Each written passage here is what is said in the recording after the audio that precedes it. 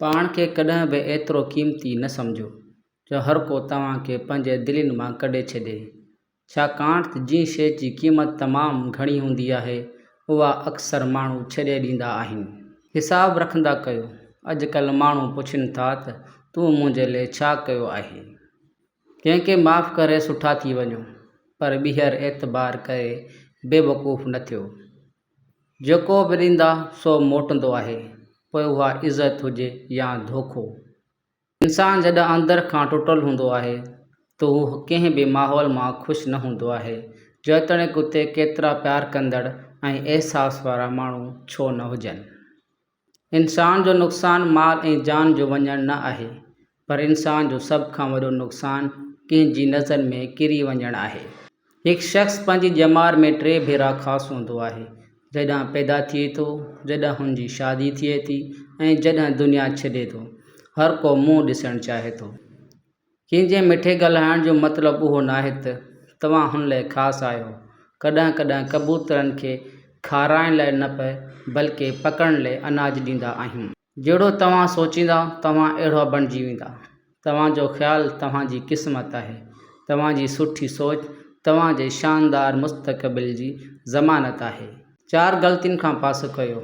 शरीफ़ खे बेवकूफ़ न सम्झो, कंहिं मकार खे अक़लमंद माण्हू न सम्झो, क़ातिल खे बहादुर न सम्झो ऐं कंहिं मालदार खे वॾो माण्हू न सम्झो।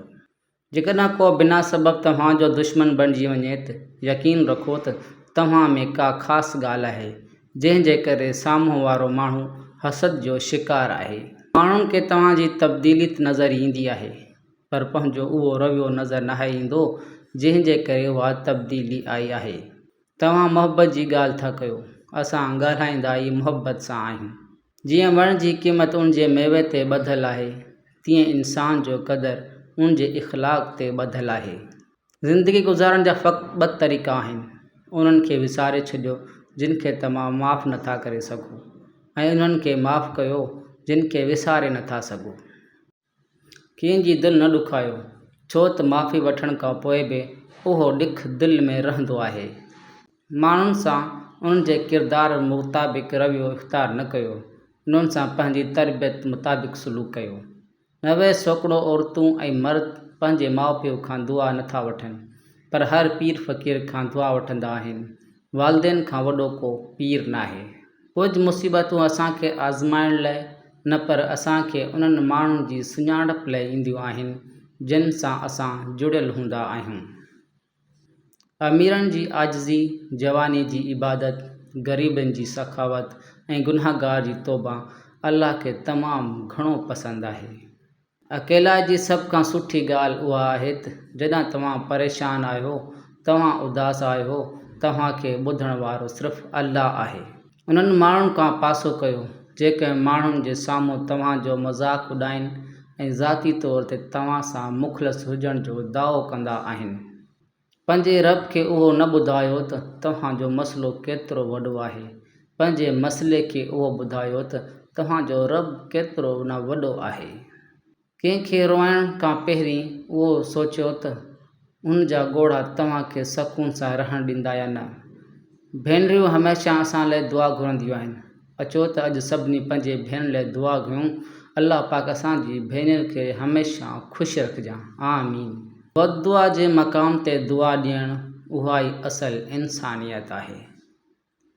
पाण खे ग़लति सम्झण जी तौफ़ीक़ बि अल्लाह कंहिंखे ॾींदो आहे। माण्हू त ग़लति हुजण बावजूदि पंहिंजे पाण खे सही सम्झंदा आहिनि। इंसान जो बहितरीनु साथी उन जी सिहत आहे। जॾहिं उहा गुम थी वञे थी त हर रिश्ते ते भार बणिजी वञे थो।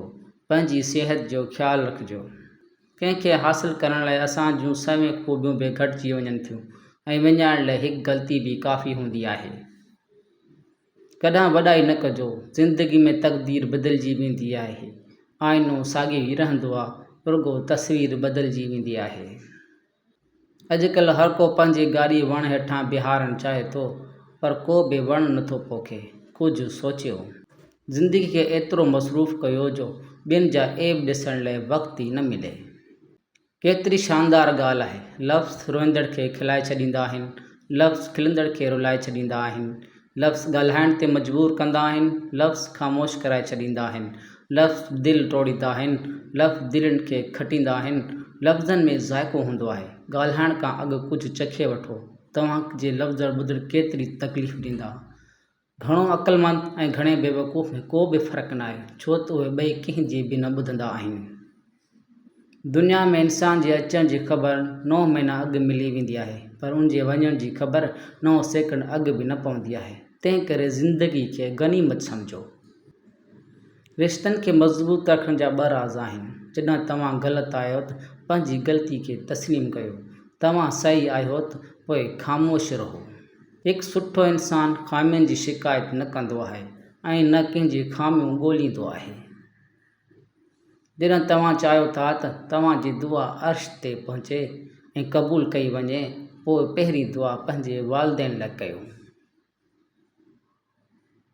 कंहिंजी ख़ुशी में शरीक थियण सां संदसि ख़ुशी ॿीणी थी वेंदी आहे ऐं कंहिंजे ॾुख में शरीक थियण सां ग़म घटिजी वेंदो आहे। उनखे पसंदि न कयो जेको दुनिया मां सभ खां वधीक ख़ूबसूरत आहे, पर उनखे पसंदि कयो जेको तव्हांजी इज़त करे थो। अॼुकल्ह माइट बि उन काठ वांगुरु थी विया आहिनि जेके परे हुअण ते दुहाऊं कढनि था ऐं गॾु थियण ते बाह ॿारनि था। कम ज़रफ़ इंसान ॿिए खां वरितल हीरा ते विसारे छॾींदो आहे, पर पंहिंजो ॾिनल पत्थर हमेशह यादि रखंदो आहे। पंहिंजे अंदर में एतिरी हिमत पैदा कयो उन्हनि लाइ मिसाल बणिजी वञो जेके कल्ह तव्हांखे हिकु मज़ाक़ सम्झंदा हुया। कुझु माण्हू हिकु घड़ी वांगुरु हूंदा आहिनि। जॾहिं तव्हां उन्हनि खे ॾिसंदा आहियो त उहे पंहिंजी औकात ॿुधाईंदा आहिनि।